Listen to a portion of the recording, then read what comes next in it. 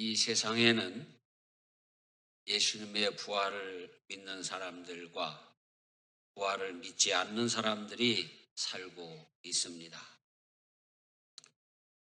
부활을 믿는 사람들은 어떠한 사람들입니까? 세 종류의 사람이 있습니다. 첫째는 의인의 삶을 사는 사람이 있고, 둘째는 성화의 삶을 사는 사람이 있고, 셋째는 영화의 삶을 사는 사람이 있습니다. 예수님의 십자가의 은혜를 인정하고 받아들이고 믿고 의지하는 사람을 용서받은 죄인, 용서받은 의인이라고 칭합니다. 이것을 justification이라고 합니다. 여러분, 구원이 어디에서 이루어집니까? 여기에서 이루어집니다. justification, 여기서 이루어지는 거예요. 제가 며칠 전에 한 동영상을 보고 깜짝 놀랐어요. 교회 다니는 사람 90%는 지옥 간다. 그런 동영상이 올라왔어요. 그래서 제가 댓글을 참 자제하는 편인데 거기다가 댓글을 달았어요. 그러지 마 라고 간단하게 댓글을 달았어요. 여러분,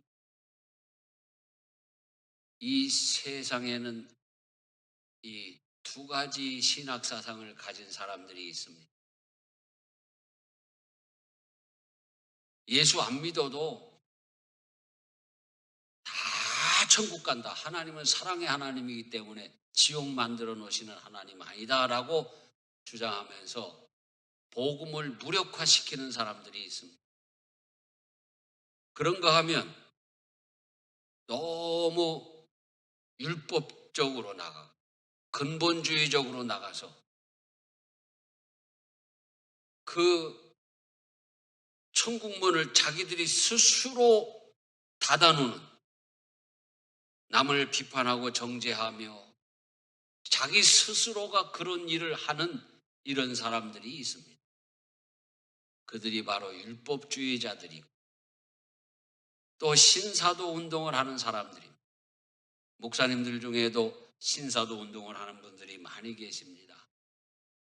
좋은데 너무 율법주의적으로 이렇게 기울어져 있다는 거예요.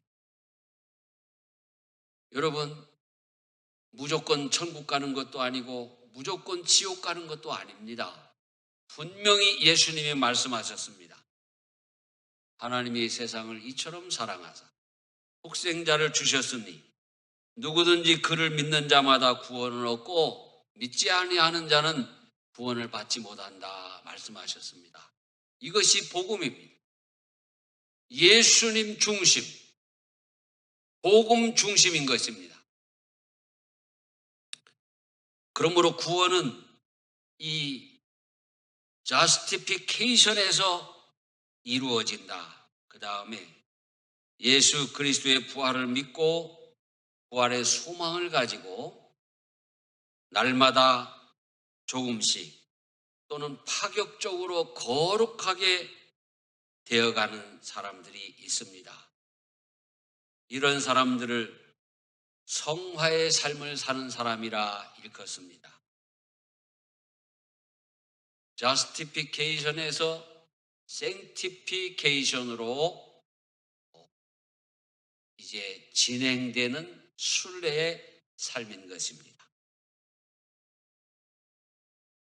여러분, 우리가 인간이기 때문에 예수 그리스도를 믿어서 의롭게 되었다고 칭함을 받아도 넘어지고 쓰러질 때가 있습니다. 살다 보면 고의적이든 우발적이든 죄를 짓게 되어 있습니다. 그렇지만 다시 일어나고 다시 주님 앞으로 나오는 것이 성화의 삶입니다.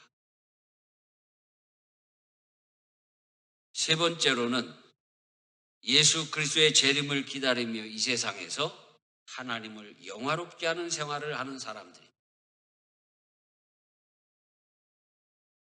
의인됨을 받았고 성화의 삶을 살더라도 그 마지막 방향이 하나님을 영화롭게 하는 글로리피케이션에 있어야 돼요. 그런데 의롭게 됐다고 하고 성화의 삶을 산다고 하면서 항상 하나님을 조롱하고 복음을 폄하하고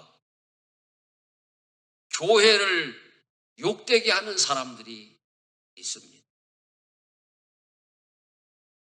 여러분들은 의인이 되셨으니 성화의 삶을 살아가면서 하나님을 기쁘시게, 하나님을 영광스럽게 하는데 초점을 맞추고 여러분의 순례의 길을 걸어가시기를 축원합니다. 오늘은 부활주일입니다.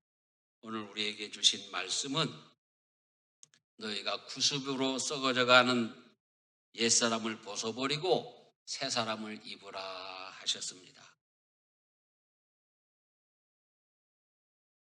여러분, 이 옷이라고 하는 것은 언젠가는 다 벗게 돼 있어요. 세상 옷은 잘 만든 옷이든 못 만든 옷이든 다 벗게 돼 있어요. 이 세상에서 권세의 옷이든 명예의 옷이든 지식의 옷이든 또는 재물의 옷이든 어떤 옷을 입고 있어도 언젠가는 벗게 돼 있어요. 그러나 절대로 벗어서는 안 되는 옷이 있습니다. 오늘 말씀하신 대로 새 사람 된 옷을 입고 있어야 된다는 것이 주님의 명령입니다. 나를 의롭게 하신 예수 그리스도의 보혈의 공로, 그 옷을 주님이 오시는 그날까지 입고 있어야 된다는 것입니다. 마태복음 22장에 보면 임금이 손님들을 초대했습니다. 그런데 그 임금의 잔치자리에 초대받아 오는 사람들마다 다 예복을 나누어 줬습니다. 값없이 나누어 줬습니다. 은혜로 나누어 줬습니다. 그런데 임금이 들어가서 보니까 예복을 입지 않고 앉아 있는 사람이 있는 거예요. 그 예복을 입고 있지 않다는 것은 초대한 임금을 무시하는 행위가 되었습니다. 임금이 사환들에게 말하되 그 손발을 묶고 바깥 어두운 데에 내던지라. 거기서 슬피 울며 이를 갈게 되리라 하니라. 청함을 받은 자는 많되 택감을 입은 자는 적으니라. 때로는 우리가 입은 그 의의 옷을 벗고 싶은 유혹도 있고요. 또 사단은 늘 그 옷을 벗기려고 온갖 노력을 다합니다. 여러분이 지금 눈에 보이지 않지만 입고 있는 그 의의 옷을 벗기려고 하는 자들이 얼마나 많은지 모릅니다. 마귀가 그럽니다. 점장이가 그럽니다. 무당이 그럽니다. 세상 유혹이 그렇습니다. 그럴지라도 여러분은 우리 예수님이 십자가의 은혜로 여러분에게 입혀주신 그 믿음으로 의롭게 된 옷을 결코 벗어서는 안 되는 것입니다. 그 옷을 입고 성화와 영화의 삶을 살아가시기를 축복합니다. 평생 복음을 전하기 위해서 고군분투하던 바울 사도도 부활에 참여하지 않으면 나는 아무것도 아니다. 내가 평생 복음을 전하고 이렇게 온갖 고난을 당했는데 굶기도 하고 매맞기도 하고 고문당하기도 하고 감옥살이도 하고 온갖 고난을 당했지만 내가 예수의 부활에 참여하지 않으면 나는 정말 가장 불쌍한 사람이다. 그래서 나는 이 부활에 참여하려고 오늘도 표대를 향하여 달려간다 그랬습니다. 여러분, 나이가 들어가면서 우리 육신은 평준화가 일어납니다. 여러분, 건강 자랑에도 결국 70, 80 나이가 들면서 비슷비슷해집니다. 나중에는 똑같아지는 거예요. 그런데 나이가 들어도 결코 평준화가 되지 아니하는 것이 있습니다. 우리의 마음입니다. 고린도후서 4장 16절에 보면 그러므로 우리가 낙심하지 아니하노니 우리의 겉사람은 낡아지니 우리의 속사람은 날로 새로워지도다. 여러분, 예수님을 믿지 아니하는 사람들의 마음도 늘 젊은 마음을 가지고 있습니다.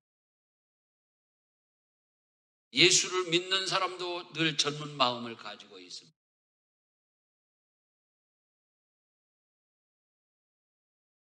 여러분이나 저는 지금도 소녀의 마음, 소년의 마음을 가지고 있을 것입니다.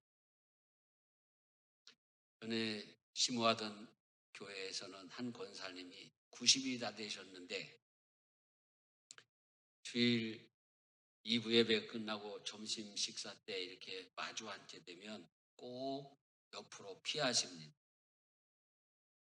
또 식사를 대접한다고 초청을 하고서도 꼭 마주 앉지 않습니다. 그래서 어떤 집사님이 아이고 권사님 목사님 앞에 앉으세요 라고 권했더니 아이고 부끄러워서요 그러면서 옆으로 가시는 거예요. 여러분 90이 다 됐어도 소녀의 마음이 있는 거예요. 90이 다 됐어요. 그 권사님이 내 앞에서 부끄러움을 타니까 나도 갑자기 소년이 된 느낌이에요. 그것도 괜찮더라고요. 그러나 여러분 잘 생각해보세요. 예수 없이 마음이 소년이라도 예수 없는 사람들은 육신도 후패하고 마음도 영혼도 후패하고 멸망하는 것입니다. 그러나 예수 있는 내 심령은 갈수록 새로워지는 것입니다. 그래서 예수 없는 심령은 갈수록 하향 평준화되는 것이 그들의 마음입니다. 그러나 예수 그리스도를 믿고 새로워진 하나님의 자녀들은 날이 갈수록 그 마음이 더욱 새로워지고 상향 평준화 되는 줄 믿으시기 바랍니다. 이제 오늘 나는 우리 예수의 부활에 참여하여 예수 부활이 내 부활이 되게 하기 위하여 우리 예수님이 그렇게 고생하시고 고난받으시고 죽으셔서 마련해 주신 이 의의 옷을 입으시고 주님이 부르시는 그날 그 앞에까지 가시기 바랍니다. 그때 우리 예수님이 우리를 부활의 몸으로 바꾸어 주실 줄 믿으시기 바랍니다.